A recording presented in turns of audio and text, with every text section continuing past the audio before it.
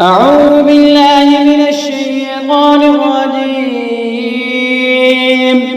بسم الله الرحمن الرحيم. قال ألم أقل لك إنك لن تستطيع معي صبرا قال إن سألتك عن شيء بعدها فلا تصاحبني قد بلغت من لدني عذرا فانطلقا حتى إذا أتيا أهل قرية استطعما أهلها فأبوا أن يضيفوهما فوجدا فيها جدارا يريد أن ينقض فأقامه قال لو شئت لاتخذت عليه أجرا قال هذا فراق بيني وبينك سأنبئك بتأويل ما لم تستطع عليه صبرا أما السفينة فكانت لمساكين يعملون في البحر فأردت أن أعيبها وكان وراءهم ملك يأخذ كل سفينة غصبا وأما الغلام فكان أبواه مؤمنين فخشينا أن يرهقهما طغيانا وكفرا فأردنا أن يبدلهما ربهما خيرا منه زكاة وأقرب رحما وأما الجدار فكان لغلامين يتيمين في المدينة فكان تحته كنز لهما وكان أبوهما صالحا فأراد ربك أن يبلغا أشدهما ويستخرجا كنزهما رحمة من ربك وما فعلته عن أمري ذلك تأويل ما لم تستطع عليه صبرا ويسألونك عن ذي القرنين قل سأتلو عليكم منه ذكرا إنا مكنا له في الأرض وآتيناه من كل شيء سببا فأتبع سببا حتى إذا بلغ مغرب الشمس وجدها تغرب في عين حمئة ووجد عندها قوما قلنا يا ذا القرنين إما أن تعذب وإما أن تتخذ فيهم حسنا قال أما من ظلم فسوف نعذبه ثم يرد إلى ربه فيعذبه عذابا نكرا وأما من آمن وعمل صالحا فله جزاء الحسنى وسنقول له من أمرنا يسرا ثم أتبع سببا حتى إذا بلغ مطلع الشمس وجدها تطلع على قوم لم نجعل لهم من دونها سترا كذلك فقد أحطنا بما لديه خبرا ثم أتبع سببا حتى إذا بلغ بين السدين وجد من دونهما قوما لا يكادون يفقهون قولا قالوا يا ذا القرنين إن يأجوج ومأجوج مفسدون في الأرض فهل نجعل لك خرجا على أن تجعل بيننا وبينهم سدا قال ما مكنني فيه ربي خير فأعينوني بقوة أجعل بينكم وبينهم ردما آتوني زبر الحديد حتى إذا ساوى بين الصدفين قال انفخوا حتى إذا جعله نارا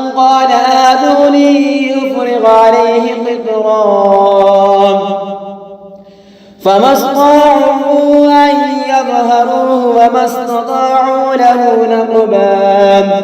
قال هذا رحمة من ربي فإذا جاء وعد ربي جعله دكا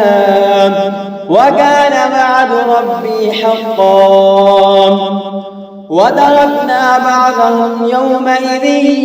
يموج في بعض ونفخ في الصور فجمعناهم جمعا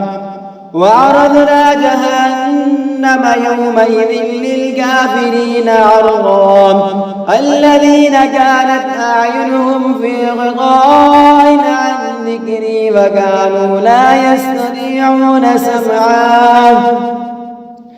أفحسب الذين كفروا أن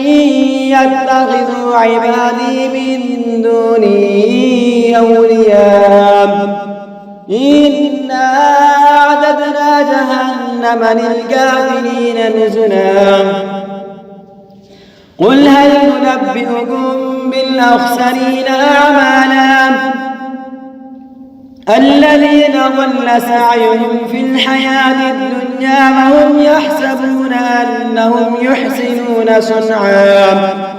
أولئك الذين كفروا بآيات ربهم ولقائه فحبطت أعمالهم فلا نقيم لهم يوم القيامة وزنا ذلك جزاؤهم جهنم بما كفروا واتخذوا آياتي ورسلي هزوا. إن الذين آمنوا وعملوا الصالحات كانت لهم جنات الفردوس نزلا خالدين فيها لا يبغون عنها حولا. قل لو كان البحر مدادا لكلمات ربي لنفد البحر قبل أن تنفد كلمات ربي ولو جئنا بمثله مددا. قل إنما أنا بشر مثلكم يوحى إلي أنما إلهكم إله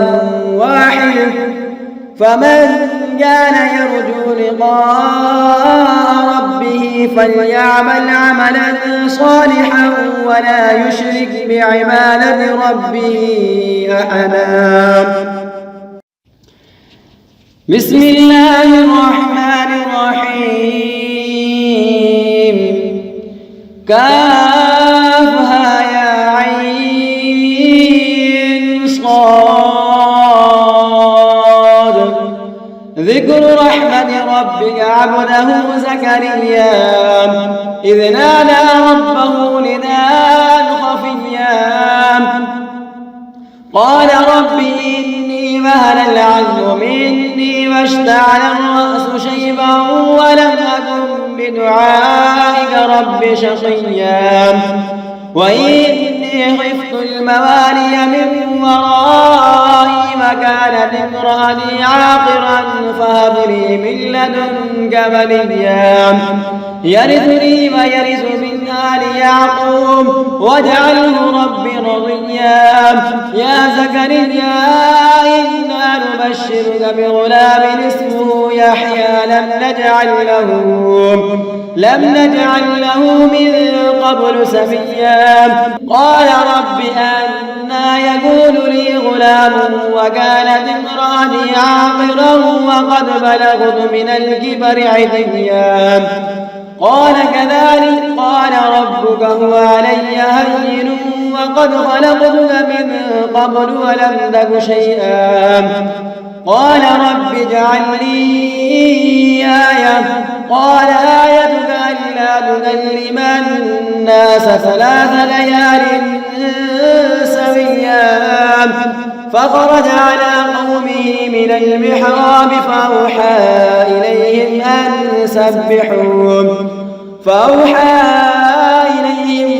سبحوا بكرة وعشيا. يا يحيى خذ الكتاب بقوة وآتيناه الحكم صبيا وحنانا من لدنا وزكاة وكان تقيا. وبرا بوالديه ولم يكن جبارا عصيا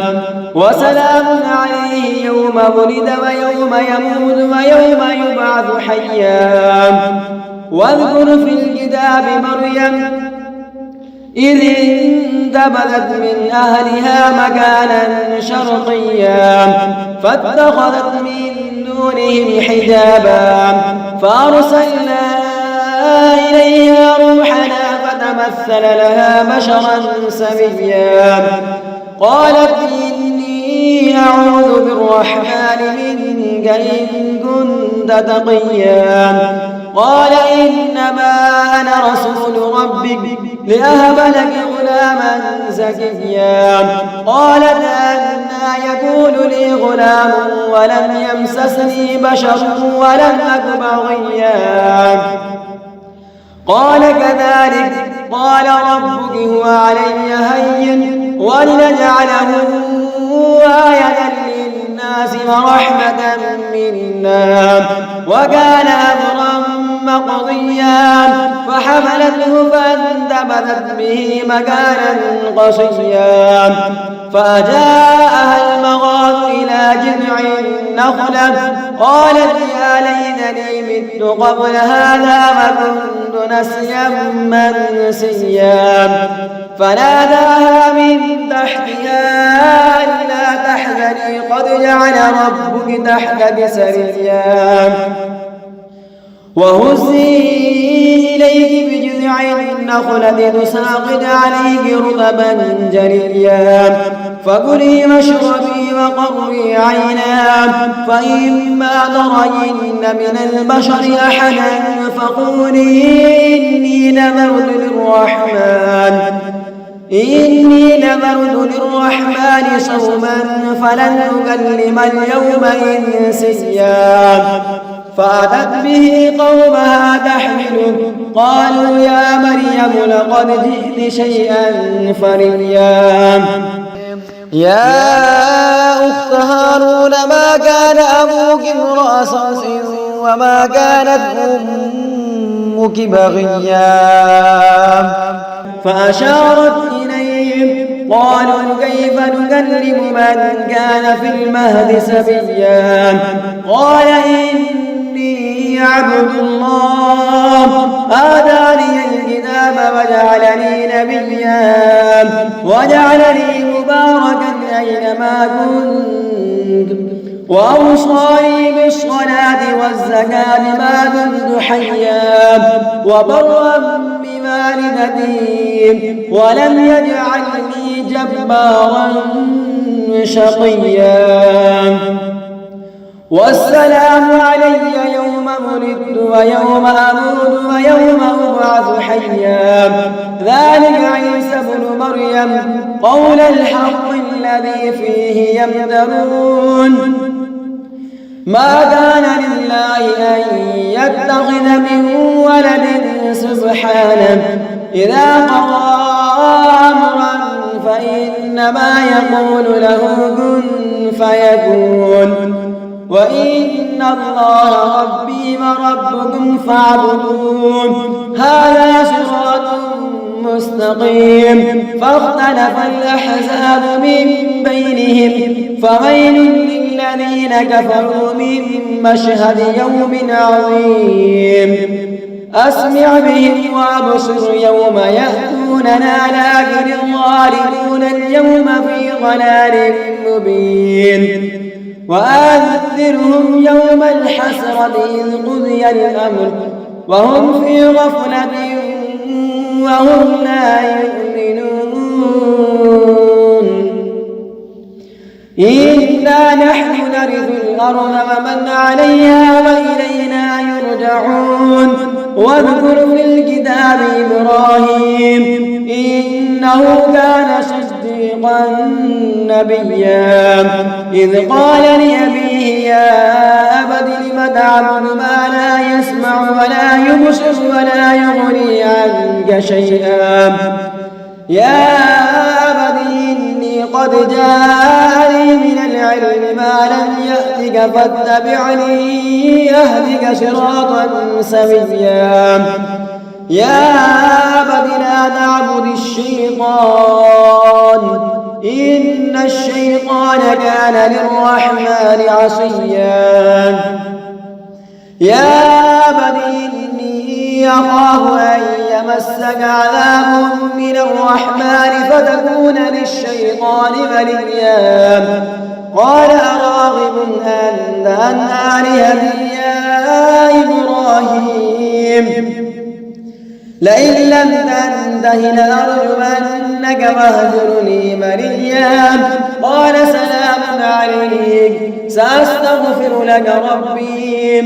إنه كان بي حفيا وأعتزلكم وما تدعون من دون الله وأدعو ربي عسى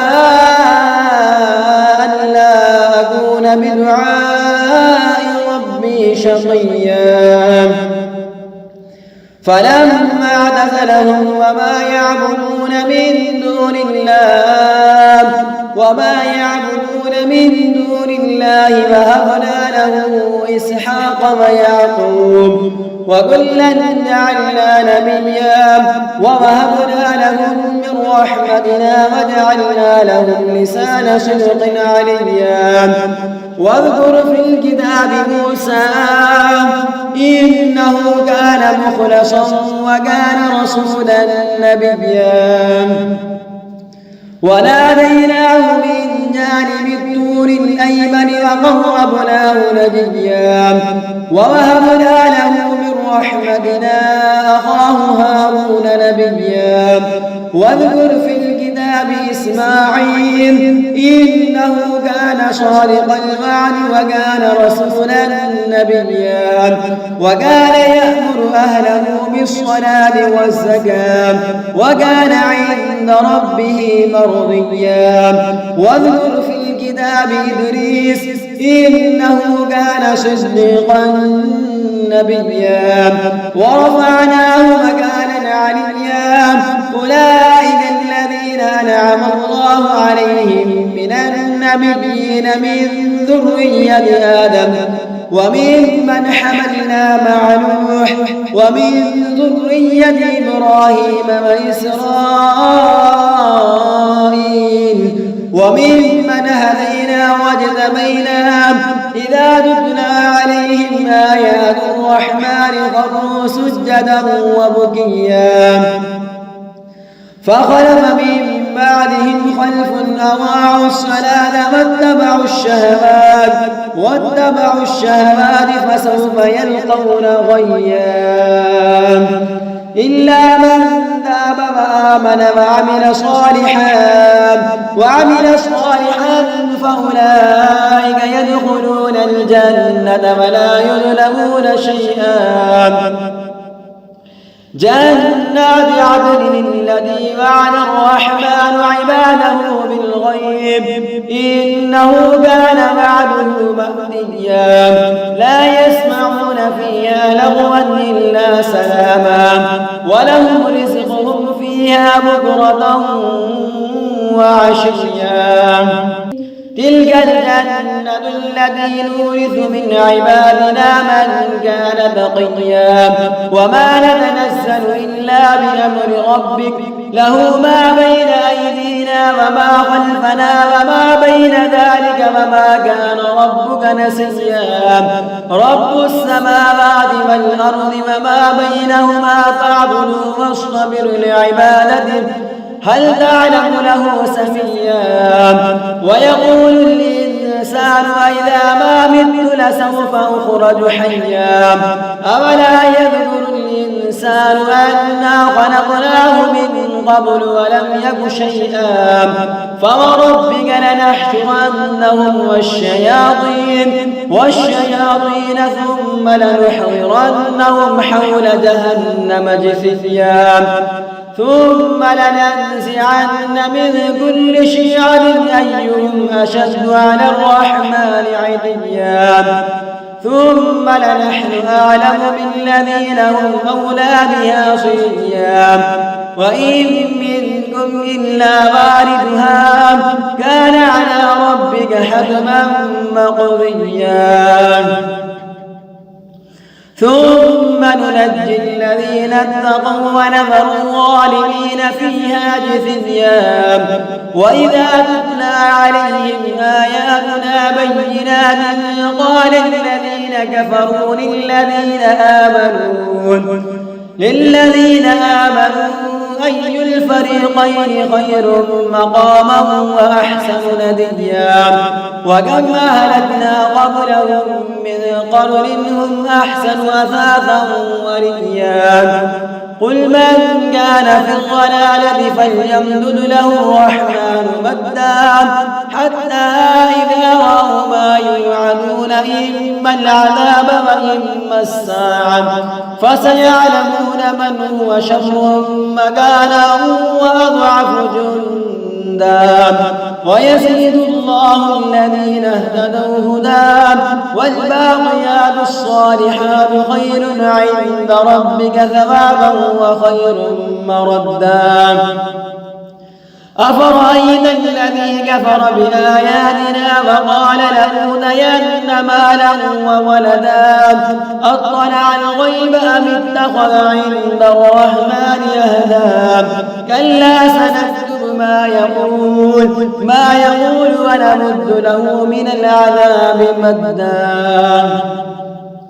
ونرثه ما يقول ويأتينا فردا واتخذوا من دون الله آلهة ليكونوا لهم عزا كلا سيكفرون بعبادتهم ويكونون عليهم ضدا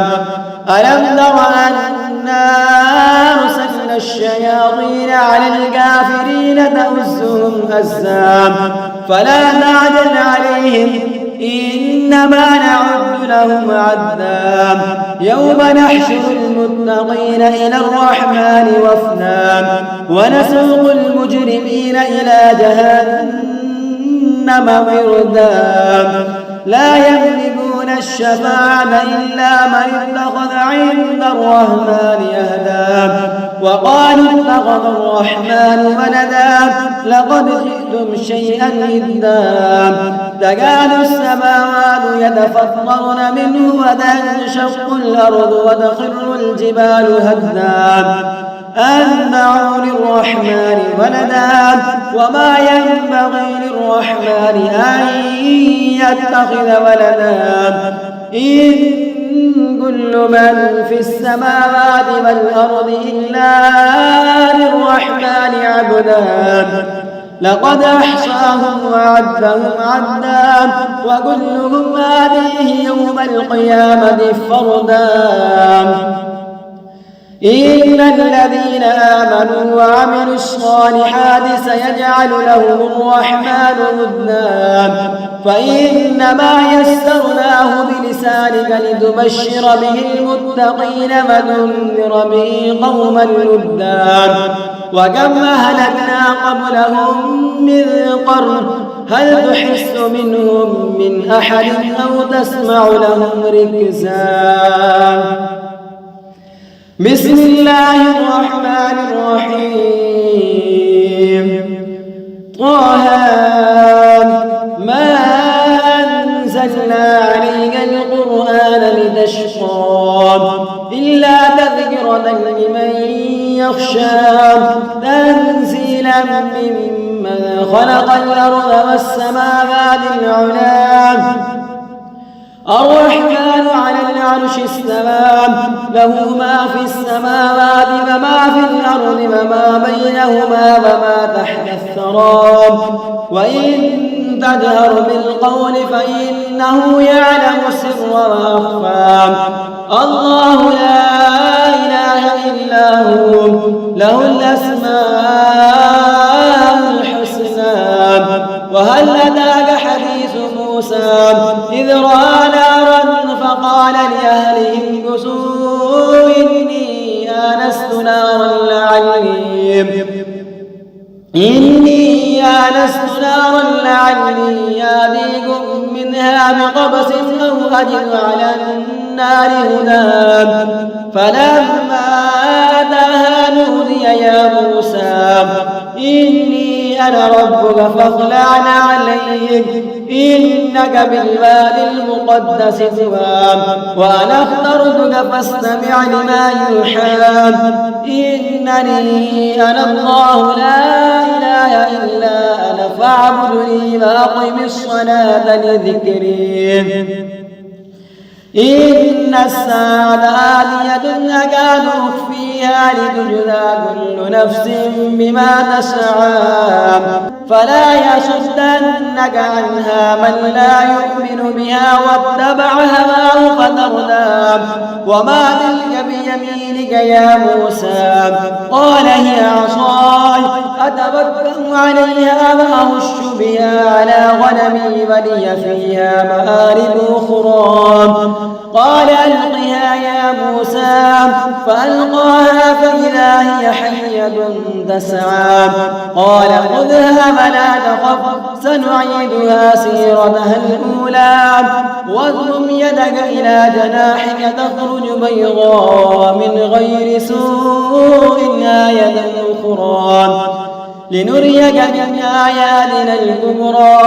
اذهب إلى فرعون إنه طغى قال رب اشرح لي صدري ويسر لي أمري واحلل عقدة من لساني يفقه قولي واجعل لي وزيرا من أهلي هارون أخي اشدد به أزري وأشركه في أمري كي نسبحك كثيرا ونذكرك كثيرا إنك كنت بنا بصيرا قال قد أوتيت سؤلك يا موسى ولقد مننا عليك مرة أخرى إذا أوحينا إلى أمك ما يوحى أن اقذفيه في التابوت فاقذفيه في اليم فليلقه اليم بالساحل يأخذه عدو لي وعدو له وألقيت عليك محبة مني ولتصنع على عيني إذ تمشي أختك فتقول هل أدلكم على من يكفله فرجعناك إلى أمك كي تقر عينها ولا تحزن وقتلت نفسا فنجيناك من الغم وفتناك فتونا فلبثت سنين في أهل مدين ثم جئت على قدري يا موسى واصطنعتك لنفسي اذهب أنت وأخوك بآياتي ولا تنيا في ذكري اذهبا إلى فرعون إنه طغى فقولا له قولا لينا لعله يتذكر أو يخشى قال ربنا إننا نخاف أن يفرط علينا أو أن يطغى قال لا تخافا إنني معكما أسمع وأرى فأتياه فقولا إنا رسولا ربك فأرسل معنا بني إسرائيل ولا تعذبهم قد جئناك بآية من ربك والسلام على من اتبع الهدى إنا قد أوحي إلينا أن العذاب على من كذب وتولى قال فمن ربكما يا موسى قال ربنا الذي أعطى كل شيء خلقه ثم هدى قال فما بال القرون الأولى قال علمها عند ربي في الكتاب لا يذل ربي ولا ينسى الذي جعل لكم الأرض مهدا وسلك لكم فيها سبلا وأنزل من السماء ماء فأخرجنا به أزواجا من نبات شتى كلوا وارعوا أنعامكم إن في ذلك لآيات لأولي النهى منها خلقناكم وفيها نعيدكم ومنها نخرجكم تارة أخرى ولقد أريناه آياتنا كلها فكذب وأبى قال أجئتنا لتخرجنا من أرضنا بسحرك يا موسى فلنأتينك بسحر مثله فاجعل بيننا وبينك موعدا لا نخلفه نحن ولا أنت مكانا سوى قال موعدكم يوم الزينة وأن يحشر الناس ضحى فتولى فرعون فجمع كيده ثم أتى قال لهم موسى ويلكم لا تفتروا على الله كذبا فيسحتكم بعذاب وقد خاب من افترى فتنازعوا أمرهم بينهم وأسروا النجوى قالوا إن هذان لساحران يريدان أن يخرجاكم من أرضكم بسحرهما ويذهبا بطريقتكم المثلى فأجمعوا كيدكم ثم أتوا صفا وقد أفلح اليوم من استعلى قالوا يا موسى إما أن تلقي وإما أن نكون أول من ألقى قال بل ألقوا فإذا حبالهم وعصيهم يخيل إليه من سحرهم أنها تسعى فأوجس في نفسه خيفة موسى قلنا لا تخف إنك أنت الأعلى وألق ما في يمينك تلقف ما صنعوا إنما صنعوا كيد ساحر ولا يفلح الساحر حيث أتى فألقي السحرة سجدا قالوا آمنا برب هارون وموسى قال آمنتم له قبل أن آذن لكم إنه لكبيركم الذي علمكم السحر فلأقطعن أيديكم وأرجلكم من خلاف ولأصلبنكم في جذوع النخل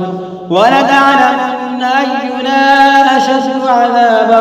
وأبقى قالوا لن نؤثرك على ما جاءنا من البينات والذي فطرنا فاقض ما أنت قاد إنما تقضي هذه الحياة الدنيا إنا آمنا بربنا ليغفر لنا خطايانا وما أكرهتنا عليه من السحر والله خير وأبقى إنه من يأت ربه مجرما فإن له جهنم لا يموت فيها ولا يحيا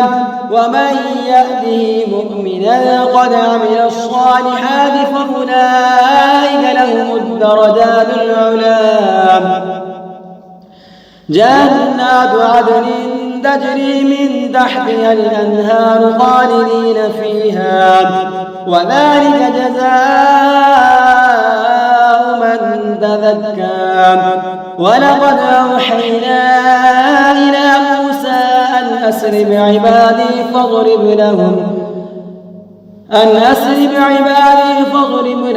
طريقا في البحر يبسا لا تخاف دركا ولا تخشى فأتبعه فرعون بجنوده فغشيهم من اليم ما غشيهم وأضل فرعون قومه وما هدى يا بني إسرائيل قد أنجيناكم من عدوكم وواعدناكم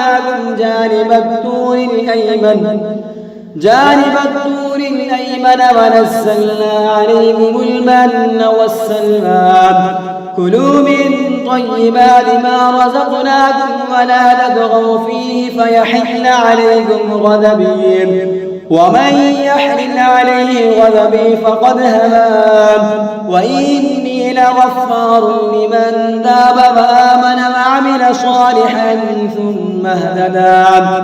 وما أعجلك عن قومك يا موسى قال هم أولئك على أثري وعجلت إليك رب لترضى قال فإنا قد فتنا قومك من بعدك وأضلهم السامري فرجع موسى إلى قومه غضبان أسفا قال يا قوم ألم يعدكم ربكم وعدا حسنا أفطال عليكم الأهل أم أردتم أن يحل عليكم غضب من ربكم فأخلفتم موعدي قالوا ما أخلفنا موعدك بملكنا ولكننا حملنا أوزارا من زينة القوم فكذفناها فكذلك ألقى السامري فأخرج لهم عجلا جسدا له خوار فقالوا هذا إلهكم وإله موسى فنسي أفلا يرون ألا يرجع إليهم قولا ولا يملك لهم ضرا ولا نفعا ولقد قال لهم هارون من قبل يا قوم إنما فتنتم به وإن ربكم الرحمن فاتبعوني وأطيعوا أمري قالوا لن نبرح عليه عاكفين حتى يرجع إلينا موسى قال يا هارون ما منعك إذ رأيتهم ضلوا ألا تتبعن أفعصيت أمري قال يا ابن أم لا تأخذ بلحيتي ولا برأسي إني خشيت أن تقول فرقت بين بني إسرائيل ولم ترقب قولي قال فما خطبك يا سامري قال بصرت بما لم يبصروا به فقبضت قبضة من أثر الرسول فنبذتها وكذلك سولت لي نفسي قال فاذهب فإن لك في الحياة أن تقول لا مساس وإن لك موعدا لن تخلفه وانظر إلى إلهك الذي ظلت عليه عاكفا لنحرقنه ثم لننسفنه في اليم نسفا إنما إلهكم الله الذي لا إله إلا هو وسع كل شيء علما كذلك نقص عليك من أنباء ما قد سبق وقد آتيناك من لدنا ذكرا من أعرض عنه فإنه يحمل يوم القيامة وزرا خالدين فيه وساء لهم يوم القيامة حلا يوم ينفخ في الصور ونحشر المجرمين يومئذ زرقا يتخافتون بينهم إن لبثتم إلا عشرا نحن أعلم بما يقولون إذ يقول أمثلهم طريقة إن لبثتم إلا يوما ويسألونك عن الجبال فقل ينسفها ربي نسفا فيذرها قاعا صفصفا لا نرى فيها عوجا ولا أمتا يومئذ يتبعون الداعي لا عوج له وخشعت الأصوات للرحمن فلا تسمع إلا همسا يومئذ لا تنفع الشفاعة إلا من أذن له الرحمن ورضي له قولا يعلم ما بين أيديهم وما خلفهم ولا يحيطون به علما وعنت الوجوه للحي القيوم وقد خاب من حمل ظلما ومن يعمل من الصالحات وهو مؤمن فلا يخاف ظلما ولا هزما وكذلك أنزلناه قرآنا عربيا وصرفنا فيه من الوعيد لعلهم يتقون أو يحدث لهم ذكرا فتعالى الله الملك الحق ولا تعجل بالقرآن من قبل أن يقضى إليك وحيه وقل رب زدني علما ولقد عهدنا إلى آدم من قبل فنسي ولم نجد له عزما وإذ قلنا للملائكة اسجدوا لآدم فسجدوا إلا إبليس أبى فقلنا يا آدم إن هذا عدو لك ولزوجك فلا يخرجنكما من الجنة فتشقى إن لك ألا تجوع فيها ولا تعرى وأنك لا تظمأ فيها ولا تضحى فوسوس إليه الشيطان قال يا آدم هل أدلك على شجرة الخلد وملك لا يبلى فأكلا منها فبدت لهما سوآتهما وطفقا يخصفان عليهما من ورق الجنة وعصى آدم ربه فغوى ثم اجتباه ربه فتاب عليه وهدى قال اهبطا منها جميعا بعضكم لبعض عدو فإما يأتينكم مني هدى فمن اتبع هداي فلا يضل ولا يشقى ومن أعرض عن ذكري فإن له معيشة ضنكا ونحشره يوم القيامة أعمى قال رب لم حشرتني أعمى وقد كنت بصيرا قال كذلك أتتك آياتنا فنسيتها وكذلك اليوم تنسى وكذلك نجزي من أسرف ولم يؤمن بآيات ربه ولعذاب الآخرة أشد وأبقى أفلم يهد لهم كم أهلكنا قبلهم من القرون يمشون في مساكنهم إن في ذلك لآيات لأولي النهى ولولا كلمة سبقت من ربك لكان لزاما وأجل مسمى فاصبر على ما يقولون وسبح بحمد ربك قبل طلوع الشمس وقبل غروبها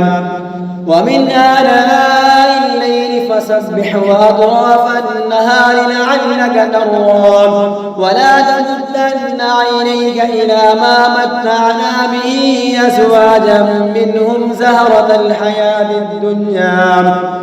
لنفتنهم فيه ورزق ربك خير